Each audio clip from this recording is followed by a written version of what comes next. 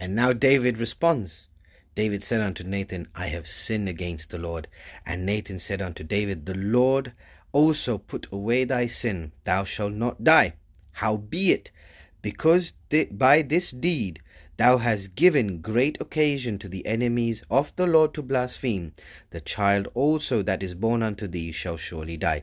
So David's sin was transferred to the child that was born through adultery. Okay, now we're going to look at some of Ellen White's writing upon this, because it's very important to understand this, because a lot of believers will point at this story and call God a unjust God. So we're going to look at Ellen White's writings on this to shed more light on the context of what had actually happened. But before we do that, right, it's important to understand here that David now realized his sin.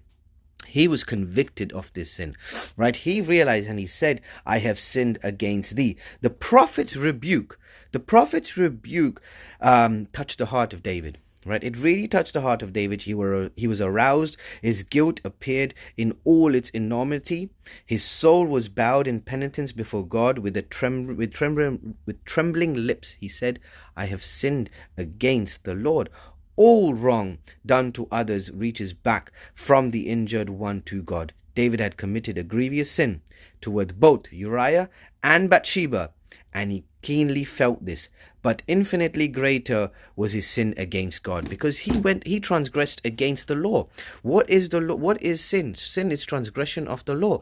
And what is the result of sin? Is death, right? Those who transgress the law is death. So, but God put away his sin. So God forgave him his sin, but God did not take away the punishment. So that sin was transferred to his son.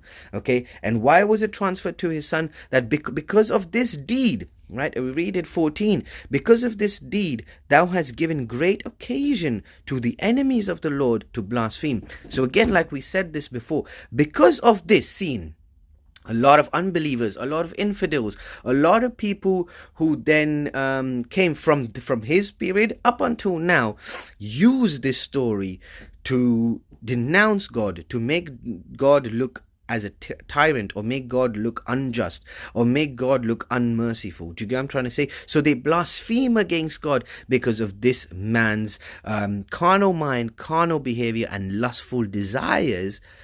God now is being put under a dark light, put under a bad light. Right? But we're going to look at what Ellen White talks about this to see why people think of this way, and how us Christians are able to respond when people attack us with these things.